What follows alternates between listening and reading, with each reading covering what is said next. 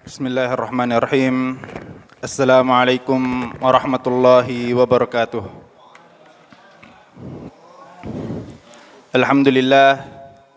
Alhamdulillahilladzi hadana lihadza wa ma kunna linahtadiya laula an hadanallah. Asyhadu an la ilaha illallah wahdahu la syarikalah wa asyhadu anna Muhammadan abduhu wa rasuluhu la nabiyya wa la rasula ba'dah. Rabbi syrah li sadri wa yassir li amri wahlul 'uqdatam min lisani yafqahu qawli. Ma'asyiral muslimin wal muslimat, a'azzani Allahu taala jami'an. Kembali kita senantiasa memuji Allah Subhanahu wa taala yang masih memberikan kepada kita begitu banyak nikmatnya. Jika saja nikmat yang diberikan kepada kita ada 1000, maka syukur kita pun juga harus sebanyak 1000. Jika saja nikmat yang diberikan kepada kita sebanyak 10.000, maka syukur kita pun harus berjumlah demikian. Dan jika saja nikmat yang diberikan kepada kita sebanyak 1.000.000, maka syukur kita pun harus 1.000.000. Akan tetapi jamaah sekalian, Allah Subhanahu wa taala telah menjamin bahwasanya tidak ada di antara kita, bahkan jika saja kita ingin berkumpul semua kita di dalam masjid ini berkumpul untuk menghitung nikmat Allah Subhanahu wa taala, atau bahkan seluruh para ahli berkumpul untuk menciptakan suatu alat untuk menghitung nikmat Allah Subhanahu wa taala, maka sungguh dan sungguh mereka tidak akan sanggup untuk menghitungnya. Allah Subhanahu wa taala telah menjamin hal tersebut, yang mana Allah Subhanahu wa taala berfirman, wa in ta'uddu ni'matallahi la tuhsuha. Dan jika kalian ingin menghitung nikmatku, kata Allah Subhanahu wa taala, maka sungguh dan sungguh kalian tak akan sanggup untuk menghitungnya. Maka dari itu syukur kita pun juga tak akan ada hentinya sampai Allah memanggil kita ke hadapannya. Salawat serta salam senantiasa kita kirimkan kepada baginda Nabiullah Muhammad sallallahu alaihi wasallam beserta keluarganya, istri-istrinya, para sahabatnya, para tabi'in dan atba'ut tabi'in, serta para pengikutnya yang senantiasa istiqamah di atas sunnah beliau, yang mana beliaulah yang rela memperjuangkan jiwa dan raganya hanya untuk menegakkan kalimat la ilaha illallah di atas permukaan bumi ini, sehingga kita umatnya dapat beribadah kepada Allah Subhanahu wa taala dalam keadaan tenang dan dalam keadaan tentram. Ma'asyiral muslimin, a'azzani Allahu taala jami'an. Sekarang kita berada di malam yang ke-27 dari bulan Ramadan. Jika kita kembali sebulan sebelumnya atau beberapa hari sebelumnya, beberapa hari sebelum masuk bulan Ramadan, di antara kita pasti berdoa kepada Allah Subhanahu wa taala agar dipertemukan dengan bulan Ramadan. Ada yang berdoa kepada Allah Subhanahu wa taala sebulan sebelum datangnya Ramadan, mereka berdoa agar dipertemukan dengan bulan Ramadan. Ada juga yang berdoa sejak masuknya bulan Rajab, mereka mulai berdoa agar dipertemukan dengan bulan Ramadan. Maka jamaah sekalian, sekarang Allah Subhanahu wa taala telah mengabulkan doa kita.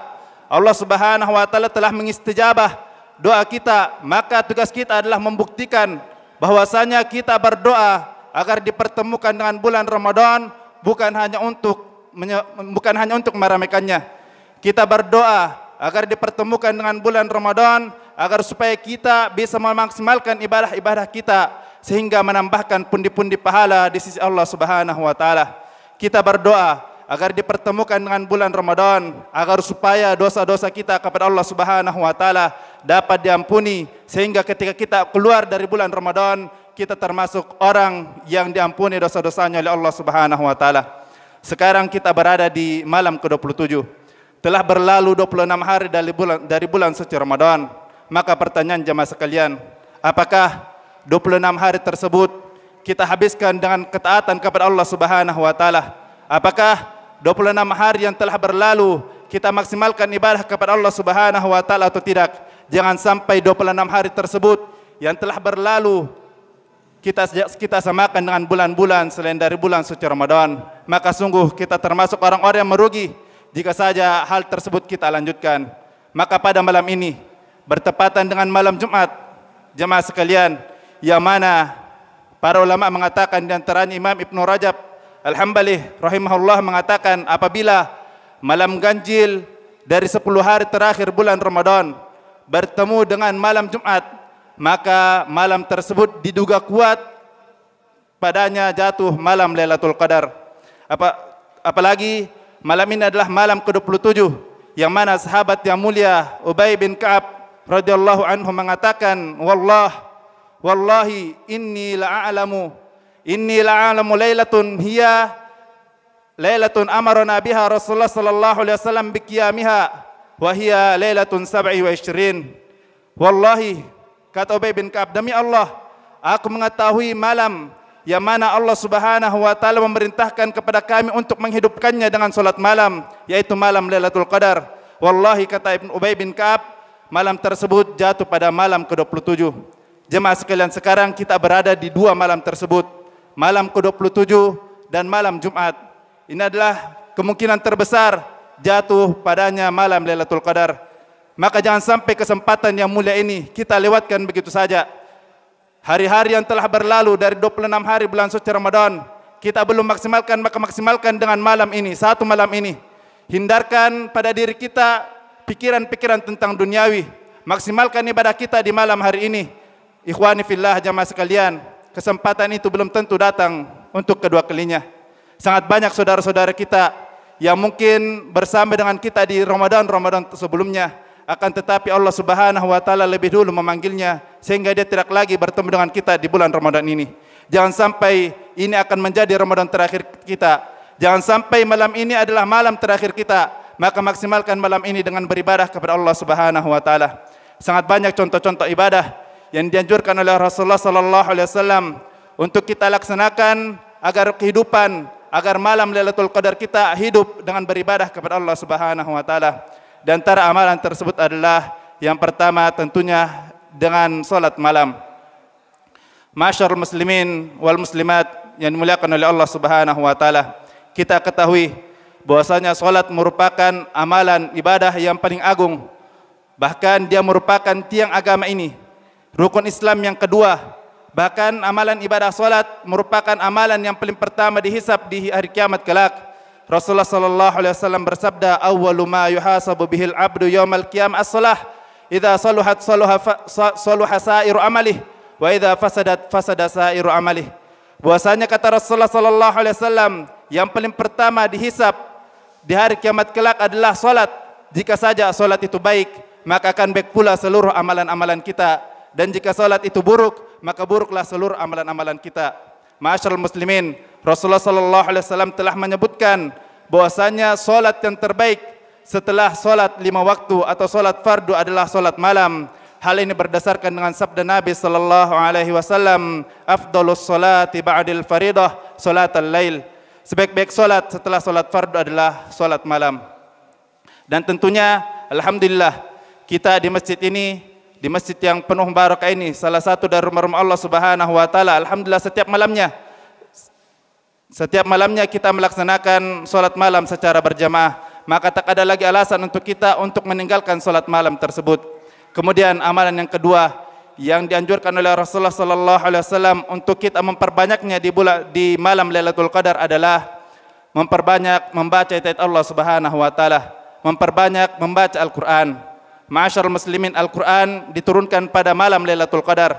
Pada bulan Ramadan di malam Lailatul Qadar. Inna anzalnahu fi Lailatul Qadar. Sesungguhnya kami menurunkan Al-Quran pada malam Lailatul Qadar, malam yang penuh mulia.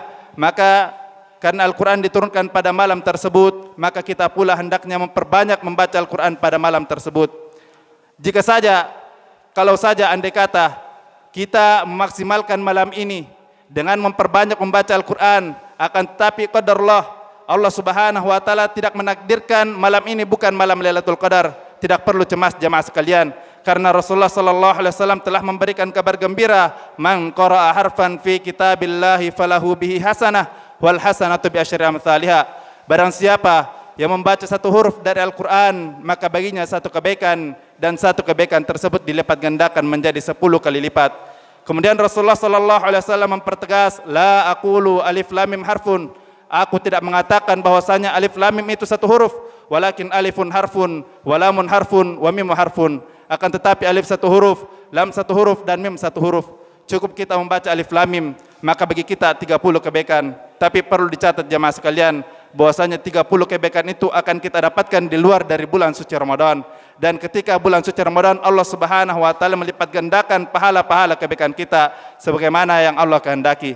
Bagaimana jika kita membaca Bismillahirrahmanirrahim yang dalamnya terdapat 19 huruf? Bagaimana jika kita membaca surah Al-Fatihah yang mana hal tersebut menjadi kewajiban kita untuk membacanya sebanyak minimal 17 kali dalam sehari semalam? Dan bagaimana jika saja kita memaksimalkan malam ini, menghabiskan malam ini dengan memperbanyak membaca ayat-ayat Allah Subhanahu wa taala, maka Allah jamaah sekalian tidak ada di antara kita yang dapat menghitung berapa banyak pahala yang telah kita dapatkan.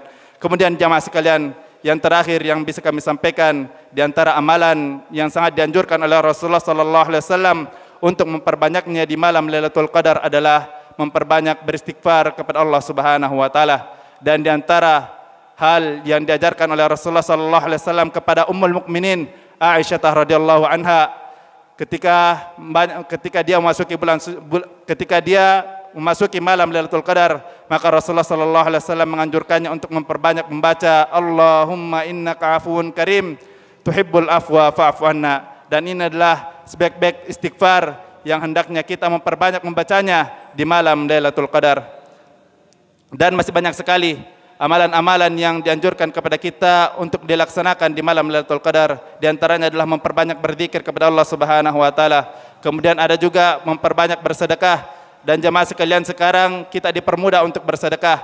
Bisa langsung masuk ke celengan masjid dan juga bisa melalui handphone kita, melalui mobile banking. Tidak ada lagi alasan untuk kita tidak memperbanyak beribadah kepada Allah Subhanahu wa taala, apalagi malam Lailatul Qadar ini, malam yang lebih baik daripada 1000 bulan.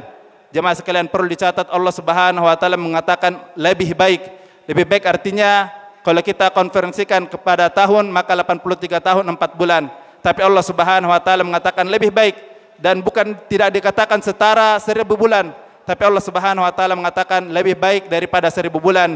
Bisa saja itu setara dengan 2000 bulan, bisa saja itu setara dengan 3000 bulan. Kita tidak tahu berapa setara malam Lailatul Qadar tersebut.